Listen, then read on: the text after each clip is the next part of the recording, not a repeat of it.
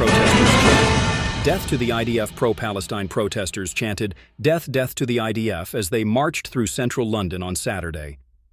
Around 500,000 people have gathered, according to organizers, despite a U.S.-brokered ceasefire agreement between Israel and Hamas on Friday. Counter-protesters have been ushered away from the march by police, including one individual holding a sign that read, "We stand with Britain's Jews." Pro-Palestine activists have continued to express anger at Israel over its military operations in Gaza, following the Oct 7 attacks by Hamas, in which more than 1,200 Israelis were killed. The protest's organizers, who promised to make it the biggest pro-Palestine demonstration in British history, insisted that marches will continue until a free Palestine is achieved. Thanks for joining. Thank you for joining the Telegraph's live coverage of today's protests. Around 500,000, organizers claim, demonstrators gathered to march through central London this afternoon. Marchers chanted, "From the river to the sea," a slogan Sadiq Khan faced backlash over after he suggested its use was not necessarily anti-Semitic on Thursday. Chants of "Israel is a terror state" and "Death, death to the IDF" were also heard.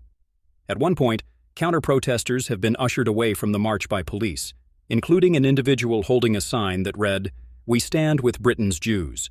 Organizers face questions of what exactly they are asking for, now that a ceasefire deal has been agreed between Israel and Hamas.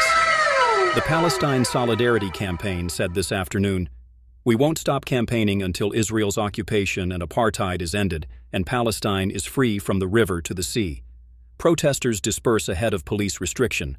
Protesters are now dispersing ahead of the Met Police's 5:30 p.m. restriction. The demonstrations, which organizers have said involved 500,000 people, concluded in a series of speeches in Whitehall. Zara Sultana has criticized the Home Secretary for locking up pensioners and priests who support Palestine action. Speaking from a stage outside Downing Street, the Your Party co-founder said Shabana Mahmood doesn't want to just ban demonstrations, she wants to criminalize dissent. She wants to send a message that if you march for Palestine, if you speak out against genocide, if you demand justice, then the state considers you the problem. Shame on her. Ms. Sultana added, she is locking up pensioners and priests for opposing the ban on Palestine action and calling them terrorists. They are heroes. The real terrorists are the war criminals that continue to drop bombs on Gaza and the politicians here in Britain who welcome them with open arms. Shame on them. Stop the Hate counter-protesters are chanting "Bye-bye Jew haters, bye-bye Hamas" as pro-Palestine demonstrators march past.